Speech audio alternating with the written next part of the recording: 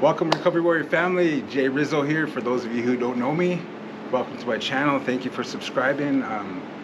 We just hit 11,000 subscribers. Thank you guys for that. I see you guys, see the views. Love you guys for that.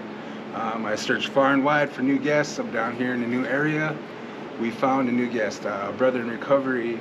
So what's your name, bro? Frank Jamerson. Frank Jamerson. Yeah. Right. Franky J. Franky J. Welcome, Yeah. Franky J. Good to meet you. So we've been in a little chit chat together. You know, I asked Franky to be on my channel. So obviously you're in recovery, the Recovery Warrior channel. We are warriors in recovery. How long have you been sober? I was sober. I started my journey about a year before my oldest daughter was born, and she turned 28 years old this year. So Wow. do the math. Yeah. Do the math. Right. So what was the deciding factor that made you sober up? You know, I guess looking back, and you know, it was a ways back that there wasn't really a deciding factor. I didn't choose to give up my life of having fun, but it just came to me. In the end, it was just one day at a time, and pretty soon it was there. So I guess to add a little to that, I attended a AA meeting with one of my friends back then, individual who was court ordered to go to AA, and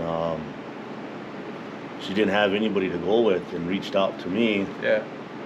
And back then, you know, I like to have a beer here and there, you know.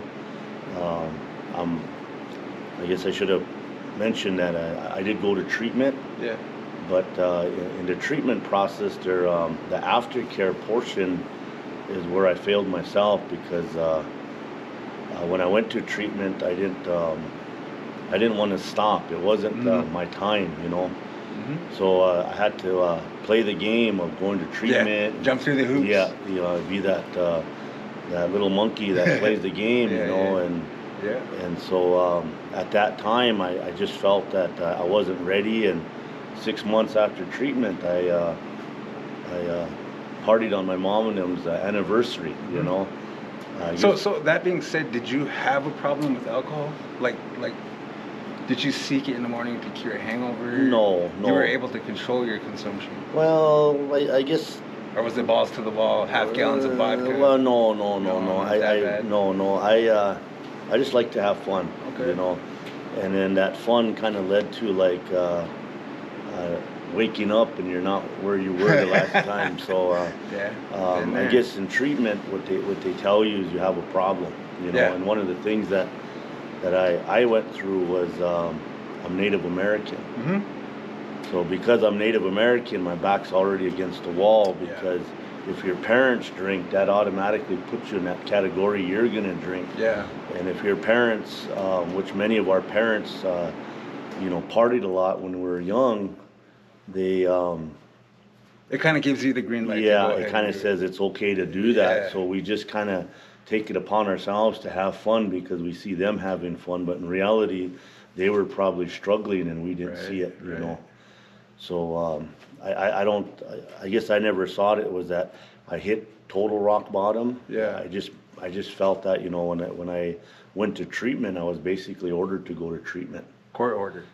In a way, yeah. Okay. So let's go to treatment or go to jail. Yeah, kind of in that. Yeah, they give you ultimatum. Yeah. Okay.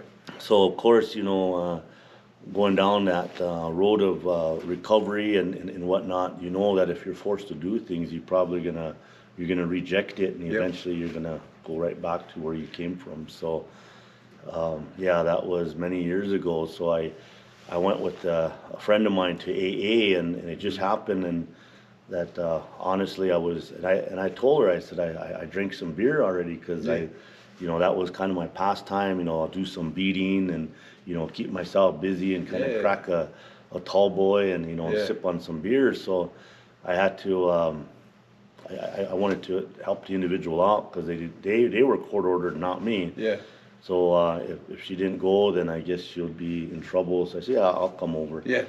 So looking back at that night of AA, it was kind of like, you know, you go through the motions. Hi, my name is Frank, and I'm an alcoholic. Yeah. And then you listen to all everybody's war stories, you know. Yeah. And so to me, it's like, okay, I'll just come and support you, and I'm not really gonna talk. Yeah. So they went around the room, you know, and I'm like, oh man, they're gonna expect something out of me again, because that's how AA is. Yeah. Yeah. So then it came to me, and I just said, my name is Frank, and I'm an alcoholic, and I drank some beer before I came, you know, so you want to be honest about it. Oh, yeah. I drank some beer, Yeah. and that really bothered me.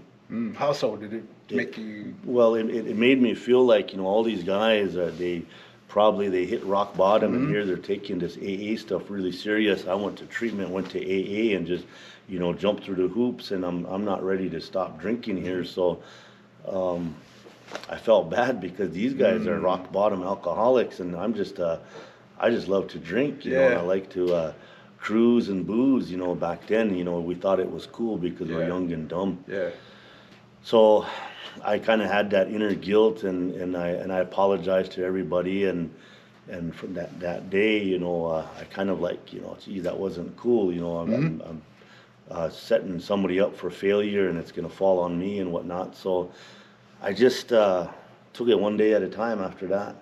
Okay. You know, this was in August, and kind of end of August, and then you know, the big thing that was coming up was, you know, I was coming up on New Year's. So what does everybody like to do on New Year's? Yeah. Get that bottle. Oh yeah. So I happened to go to my friend's house, and they were like, they all said, "Oh, you're too good for me. You're too good. You know, you're trying to be a, you know, the sober person. You're too good for it." I'm like, "No, I just drink, do whatever you want. I'm just choosing today not to."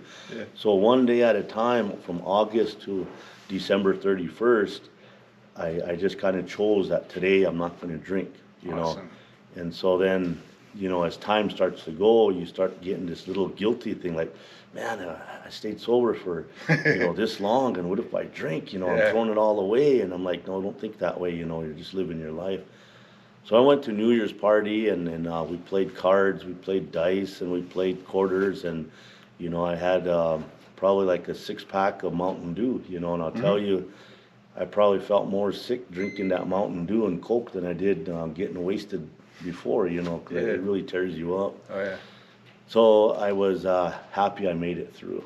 Awesome. I didn't drink that night, and you know, then some of my friends started saying, "Man, this guy's probably serious," you know, and we're not gonna discourage him, and maybe we'll start kind of encouraging him. Wow. So my next biggest thing in February was my birthday, you know. So, you know, how do I get through my birthday? Those are the nights you want to party, because you get all those free beers and those free drinks and stuff. And so I thought back the year before, well, moving forward, I guess we'll say. So this is kind of how I started moving. Well, come to find out that I'm going to be having my firstborn child, you know. So I got through my birthday, and then come August, my oldest child was born. So I told all my friends, like, the hell with the sobriety stuff, you know, we're gonna party, because, you know, this is my firstborn. Yeah. Well, it came to that day, and I held my precious little daughter in my hand, and it's like, you know, I'm gonna be here through the day with my daughter. I'm gonna spend time with my daughter, and I made it through that next, I guess, hump in the road, or however you want to put it. Yeah. And then now I'm coming up on a year of sobriety, and I'm like, holy man, there's something wrong with you, you know. But I didn't. That's when I started realizing some really important things, that is I'm no better than the person who's using. Yeah. And I guess I look at it in another way, is that, man, a lot of good things have come to me. You know, I held on to my jobs. I'm starting to put my money into the things that I want. I'm not paying the pawn shops to get. I hawked my dad's rifles back in the day, and I had to lie to him, because he's like, "Hey, where's my rifle?" I'm like, "Well, I don't know." Yeah. Well, I knew where it was. It was in a pawn shop. Yeah. So I'm not hawking things. Everything's being paid forward. You know, I have money in my pocket. I'm meeting new friends, you know, Yeah. all of the ones that really used to hang out with me because I had the car, the vehicle, the money and stuff, you know. And it wasn't a lot, but it was enough to have a good time. I lost them. And now I'm starting to meet new people, and these new people, I didn't meet them in AA because I didn't go to that as a form of my recovery. It Right. was staying busy. It was about after my daughter was born, it was about being a father, you know, Yeah. and listening to mom and dad, you know, saying, hey, you know, you bring a child into this world, you need to take care of that kid, you need to be there for that kid and love them and do whatever you can. Yeah. So now it's like 2 years coming up, Wow. 3 years coming up, Awesome. and I start to have my old friends coming back to me and they're saying, hey, geez, we're proud of you, you know, congratulations. And, you know, I said, hey, I never left you guys, you Yeah. left me. And so I got all my old friends back, and I'm able to enjoy life. And, you know, you do your thing, I do my thing. I respect you, you respect me in Yeah. that sense. So I did have some fears that were kind of hard for me to kind of overcome. And one of them was going fishing. Yeah.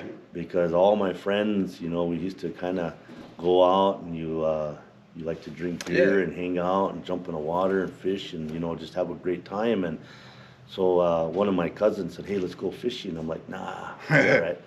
Oh, come on, let's go fishing. Yeah. I'm like, nah, I'll be all right, you know. And then one day it's like, all right, let's go. And we went down to, we have a place called Mortenson's Crossing, and I had the time of my life. You know, I was able to remember how many fish I caught, Yeah. and it was really great. And I'm like, man, you know, it's easy. So believe it or not, one of the things that that really helped me in my recovery is kind of I'd always go to a bar. You know, I love to shoot pool.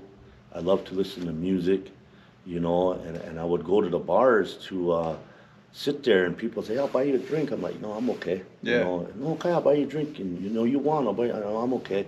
So I wanted to see if I could overcome that temptation that brings us all down. You Yeah. know? So I found that strength of my recovery by seeing the things that I used to love to do that I could do today in a sober way. Wow. So now I'm coming up on 4, 5, 6 years, and I'm like, you know, life is good. Yeah. You know, I have to face all the hardships of life without seeking that bottle or that can just to make me stronger, you know, Yeah. in my mind. But Yeah. I was able to overcome a lot of things, and then I started finding what one of the true rewards of sobriety, and it's helping people. Awesome. You know, going out and having I guess a kinder heart to reach out and help people. Yeah. You know, and it's one of the things I struggle with today is to see that, you know, those that are in recovery, they kind of, you know, they don't open their hearts up. You know, and for me, it's like you have to have a different outlook on how you interact with both sides, those who are sober and those who are still using. Yeah. And at first it was hard to say, hey, you know, stay back. But they're curious. Those that are still, you know, struggling, you have to welcome into your circle and say, hey, come on, you can do this too. Yeah. And when you do that, you're actually opening up a wider circle of friendship. And then a few years down the road, you see these guys changing their life, you know, and you know, you would hope that you were part of that inspiration. And I always think, you know, I hope that I could at least help somebody, you know, and Yeah. if anything is going to be left behind, I was able to help somebody in their way of recovery. So today, you know, I'm very grateful that, you know, I was able to stay strong through all the temptations. You know, you came down here last week, and you know, I shared a little bit of some of the things that I want to do, you know, creating an atmosphere for those who want to have a good time in a sober way. And one of the things for those that are struggling in their recovery is to not look at what people say, because that's one of the downers. They try to pull you down. So just thank them and don't dwell on their words, because if we dwell on things that are negative, it's going to pull us right back into Right, that. right. And I'll tell you, in 2003, I got involved in tribal politics, and I'll tell you, that's one of the most grueling things anybody could ever do. I mean, it's like political suicide. Oh yeah. And you're just constantly up and down because you take on a lot of the struggles of people. And Yeah. and I'm really grateful that when I came into it, I had many years of sobriety. And so I always said to those, I said, if I'm a representative, then I want to be a role model. So if I ever drink, during my terms, that I will resign, and not be part of that, because I want to be somebody that can help you in the best way. Yeah. So, yeah, that's kind of the beginning of the whole story of where we're at, and what I try to do. And again, I always say, I'm no better than the next. Yeah. And that's one of the things that all of us who are struggling to maintain that peace and that happiness, and we still live through struggles, but those struggles aren't as hard as they were before. Right. And I could say that because when I was out struggling with alcohol, I didn't realize how hard it was till after I sobered up and said, man, you endured it by masking your problems, by having your mind altered by alcohol. Okay. And then so today it's like you face them head on, and you have to find a way through it. And I reach out to anybody positive, and just say, hey, if we could gather and have a good time and do it in a good way, it'll really help both of us. Yeah. So, yeah. So yeah, that's why I asked. Yesterday you mentioned we came last week, and so why are we here, Frank? What are we doing here tonight? If you want to tell the viewers out there. Well, I've been kind of absent from doing a lot of things. So this building that we're in was reconstructed several years back. It was one of the, it's actually the only building left on Standing Rock that was built in the back, they call it the Oahe, had to do with the settlement of the flooding of the river. And Okay. so they built these community centers. So this building dates back into the 60s, the late 60s. Wow. And it was abandoned for many years, and we remodeled it to at least it's usable. It ain't the best building, but it's still usable. Mhm.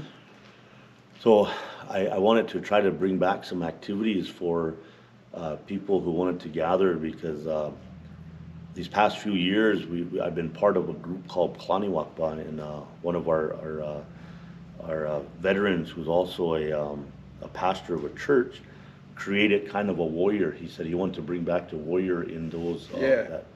So we started a group called Klaniwakpa Okolakiche, which is the Grand River Fellowship. Wow. And by no means any of us, we're just a bunch of, I always say, a bunch of recovering people that struggled, and today we just enjoy singing. So, Yeah. I always look at these books here, Dakota Oloa, and then we have another book that we use, it's Episcopal, and we just sing gospel hymns, we sing at a drum and things like that. So this was kind of our gathering, and we kind of strayed away from the gathering. We used to come here and have not so much AA, but just talk about things. And then this would go 2, 3, 4 o'clock into the night, and then we're sitting there, it's time to go home, and somebody starts talking like, oh man, okay, we're here. But we strayed away from it, and I said, hey, let's get some activities going. Yeah. So we started out with whist night, when you guys came, and I appreciate it. Tonight we're supposed to do poker, but our instructor guy's not here, and there's other activities going on tonight, so we don't have anybody. But you all came, and as I always say, those that needed to be here are here. Yeah. So at least we made an attempt, but we got a chance to practice some whist. But we're going to be doing these continuously throughout, as long as I can get somebody to at least show up. If anything, we just have fellowship. If anything, we just sit around and just do what we can. Yeah. So, Sober. Sober. Yep. And so the thing is, Hankashi Dina had spoke about last week was a sober bar. And so that's kind of like on the lines of what I've been trying to do. We built this here, and we could have activities up here. We can have them down on the floor. So over time, I've accumulated a lot of things that I thought would help in a way of keeping people's minds off from, going out. Yeah. So pool tables, dart boards, cornhole boards, poker tables. I got a couple, as I shared, that arcade games.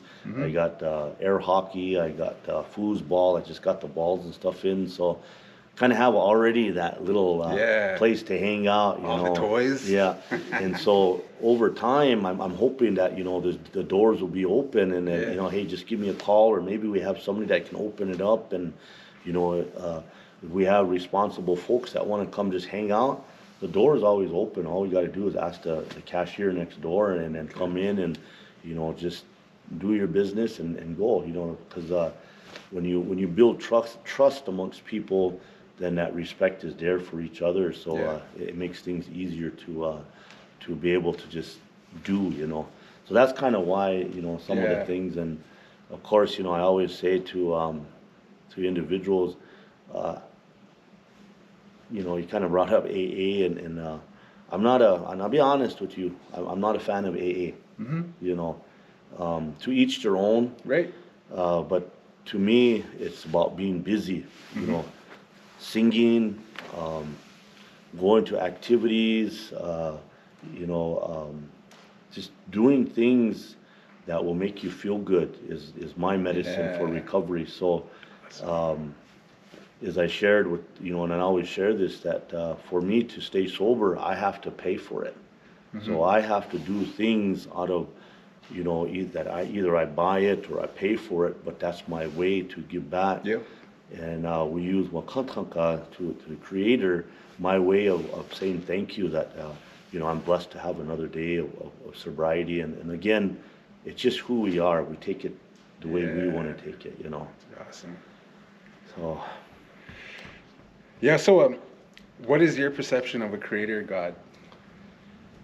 We intermix a lot of things. So so I went through treatment, and creator is that the higher power. Yeah. But for my grandma and them, the creator was Jesus Christ, God, Lord and Savior. To my uncles, it's Wakantanka, the ceremonial side. But all in one, it's that.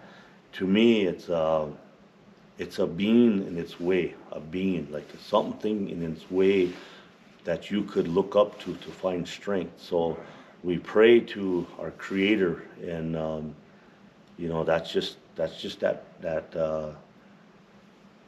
I don't like saying higher power, because it kind of goes into, but it's that creation that we know that we're not alone. Right. So you kind of caught me off guard with that question. It's kind of hard to explain. I know what I'm saying, but I don't know how to put it.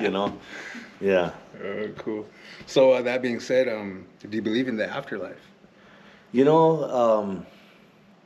We've been asked to go around Kalaniwakpa sharing, so the warrior mentality. There's a board that's below here that was created probably about 8 years ago from Pastor Wilkinson, when we started gathering.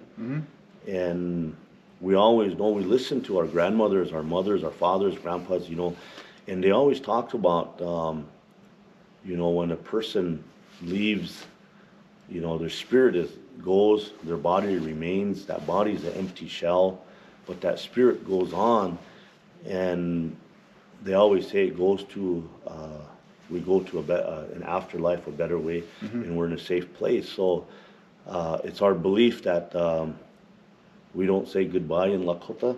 It's that we're going to see each other again. So they always say, "Toksha ke wachiankikte," that I'll see you again sometime.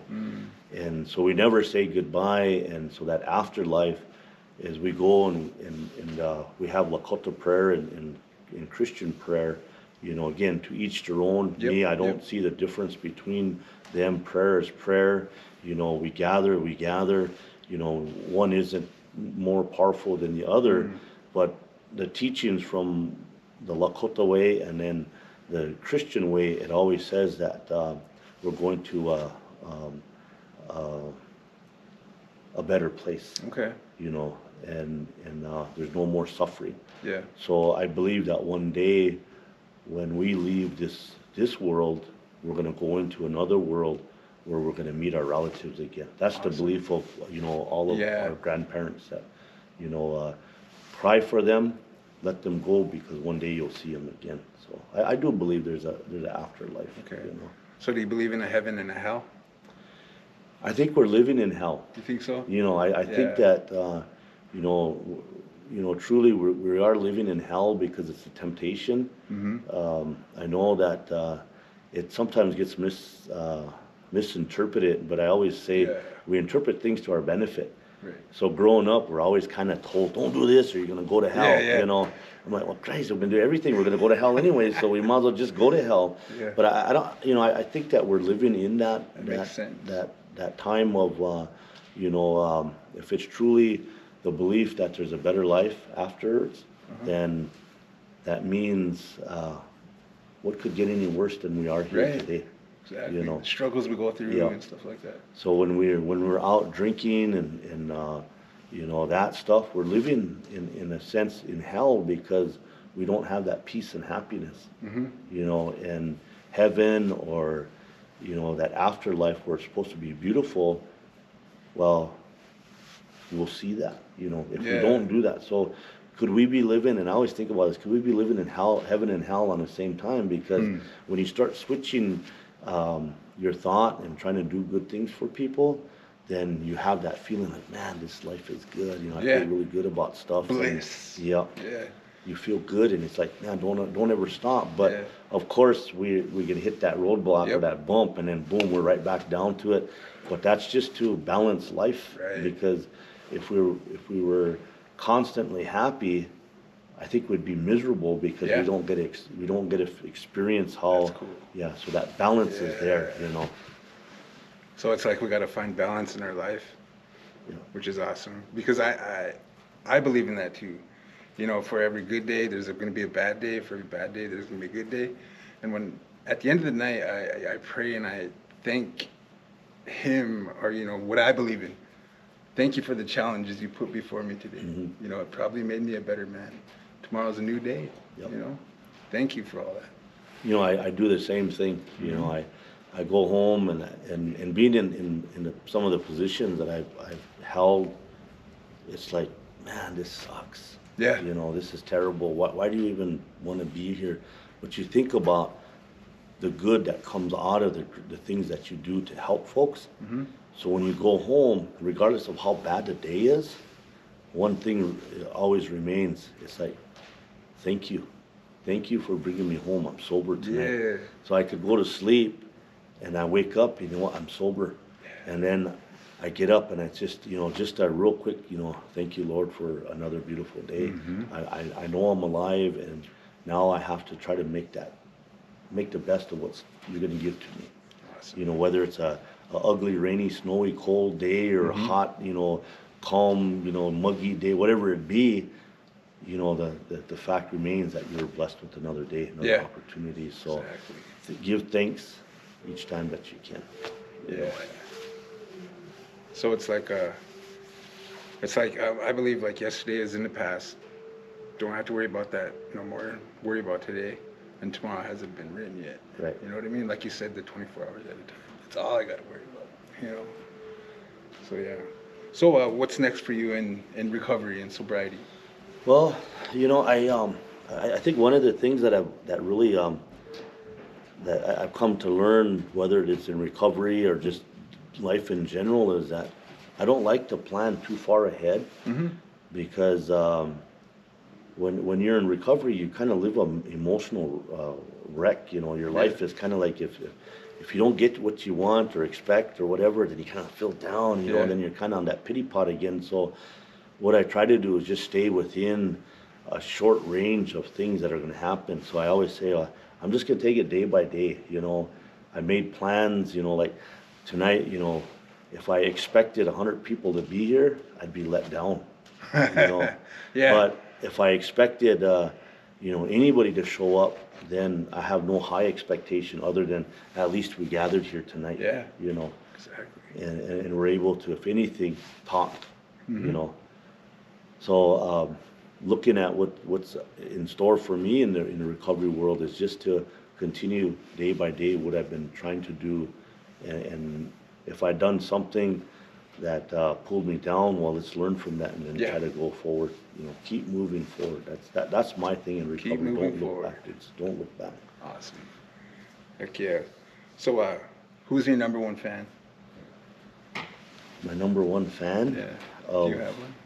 of You yourself, your entity. Who's your number one fan? Who's I have to say my mom and dad. your mom and dad? Yeah, because one of the things that it's a test. Each day, you kind of you don't live, like I said, you don't live every day on a high of doing really good things. Mhm. You kind of balance through that roller coaster of life. Well, I had my parents, and I still have my parents. They're Yeah. 83 and they're 79, and both of them, I almost lost my mother several times, and she struggled with COVID. Yeah. But every morning,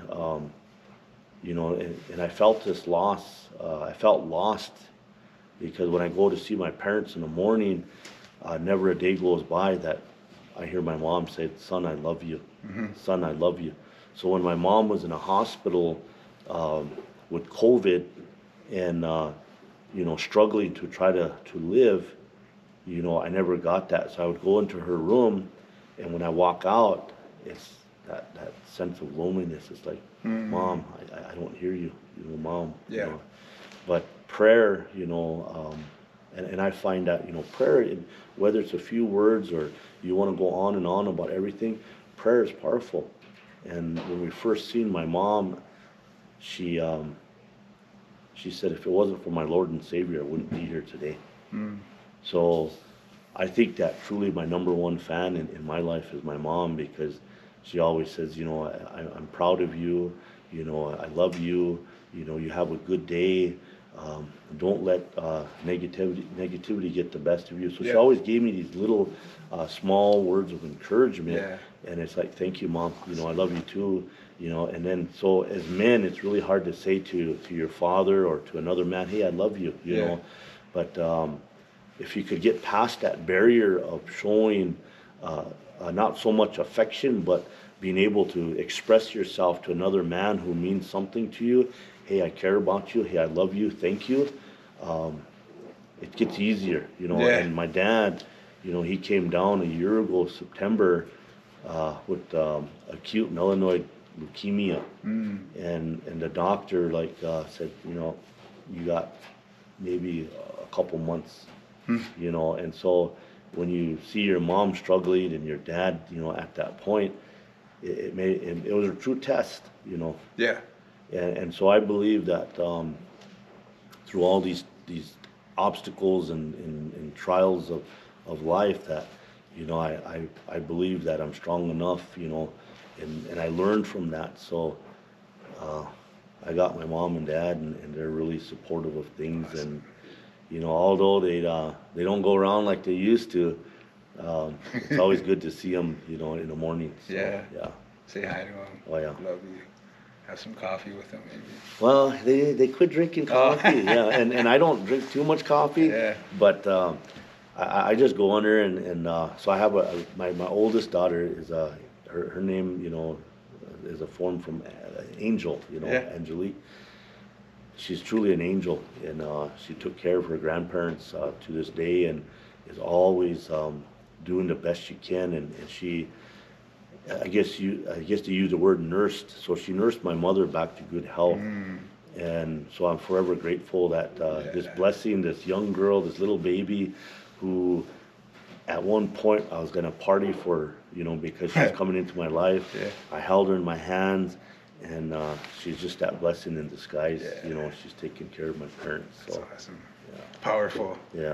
Yeah. And I have to remind her that, you're my firstborn. I got three beautiful daughters, a grandchild who's a grandson, Takojo Okshila, and then I got my little granddaughter, Mango. They're sweethearts. And so as you grow older too, you start looking at, geez, these little ones really mean a lot to you. You Yeah. know. So I thought I was on a good road of life, until I held my little grandson, and boom, it's like my life changed again, and now I have another thing to live for. And then boom, my little granddaughter come, and it's like you know, we cherish that, you know. So I know what my mom and my dad, you know, taking care of their children and grandchildren, what it means to them, Yeah. you know. So another part of recovery is to understand how precious life is, you know. Yeah. Blessings. Yeah. Yeah. So I think that concludes our show for tonight. Do you have any closing remarks? I mean, do you want to promote what you got going on here? I don't think you said where we're at and stuff. Oh, we're in the small community of Little Eagle on the Standing Rock Reservation. We're on the one of the southernmost communities. I think the sign says 600 people. I don't even know if there's that many people down here, but right along the highway, it, you know, just trying to create an atmosphere for people to come and hang out. And you know, you guys come from Fort Yates. You know, I'm hoping that we can get more people outside, because we want the folks to know that, you know, you're always welcome, and you have a place. You know, wherever Franky J is at, I always try to share, you know, with you that my place is your place. You know, and the one thing that I really try to build is trust. You know, we need to trust and help each other, because we all go through these ups and downs in life, and there's times where we struggle, and we hope that somebody will come and lift us up. Yeah. So you're welcome to come to Little Eagle. We're putting things out. You know, feel free to add me on Facebook. You know. What is your name? Frank Jamerson. Frank Jamerson. I can't even remember. I think I have a picture of me and my grandson on her or something. But yeah, I always open. You know, if we can help, Kalani Wakwa can help. If I can help, you know, I try to extend my arm out to those that are struggling. You know, people help me, and I have to give it back. Yeah. You know, you pay it forward, and if it's the last that you have, truly believe if you give it, you'll get it back. Yeah. So, yeah, come down. All right. Yeah, and then, you know, appreciate the time that you gave me. This is honestly like probably the first time I've ever shared anything in a sense of recovery, because I do my best, you know, and I just want to encourage those that are recovering, that don't let people tell you otherwise and try to disrupt that path that you're on, because recovery isn't a weapon. Recovery is a blessing, and in that blessing, you're going to find it the longer that you continue down that road. Good things come, but don't expect every day to be, as they say, a bed of roses or a box of chocolates, because, you know, one day you're going to fall down, and it's just going to be that balance of life, you know, and you stand back up and keep moving forward. Awesome. So, Yeah. All right. Thanks a lot, Frank. yeah. Hell yeah. Yeah. Thank you. So, if you guys have been watching it this long, my name is Jay Rizzo. My channel is The Recovery Warrior. You can hit me on Facebook, same name, Recovery Warrior. Just thank you guys for viewing us, watching us, and we're trying to pass this message of hope to you guys out there who are on the fence, who are looking over the edge, who hit that wall. You know, there is a way out. All you have to do is reach out, pick up that phone, hit us up on Messenger, I or Frank. You know, this ain't the end. You know, we're here to help you. So with that being said, you know, love you guys. Thank you for the subscriptions that, you know, I see you guys. There's subscribers every day. If you guys like what you see, hit that like, and if you want to see more, hit that subscribe. Love you. Bye. Later.